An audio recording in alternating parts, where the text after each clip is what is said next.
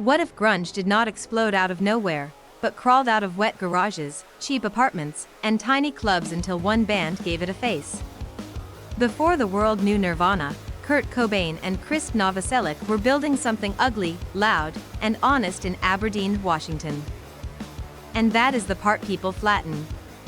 Grunge was already forming in the Pacific Northwest before Nirvana became famous. Seattle had the noise, the sludge, the punk attitude, and the anti-glam look. Nirvana did not invent the ground. They grew out of it. The early band was unstable, the drummer seat kept changing, and nothing about Nirvana looked polished. That mess mattered. It gave the music tension.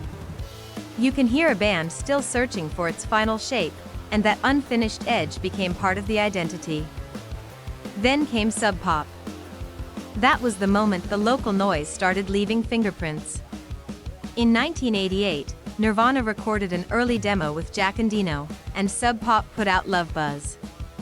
It still was not world domination. It was a signal flare. A year later came Bleach. Not the album people usually start with, but maybe the one that explains the origin best.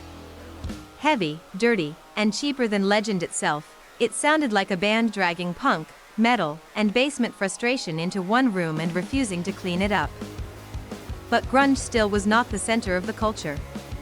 It was regional, underground, and easy for the rest of America to ignore.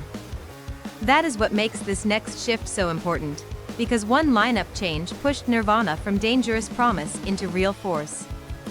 Who walks in? Dave Grohl. Now the chemistry hardens.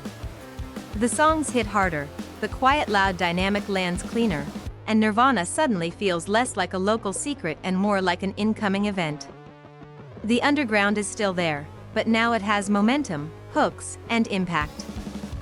Then 1991 hits, and Nevermind does what almost nobody saw coming. Nirvana does not create grunge from nothing. Nirvana turns a regional sound into a global shockwave.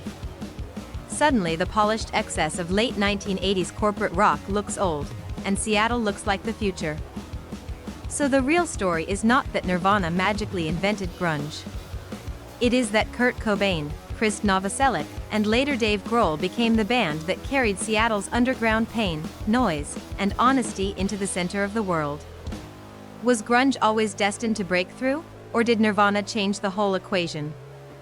Subscribe if you want more music history nobody tells quite like this.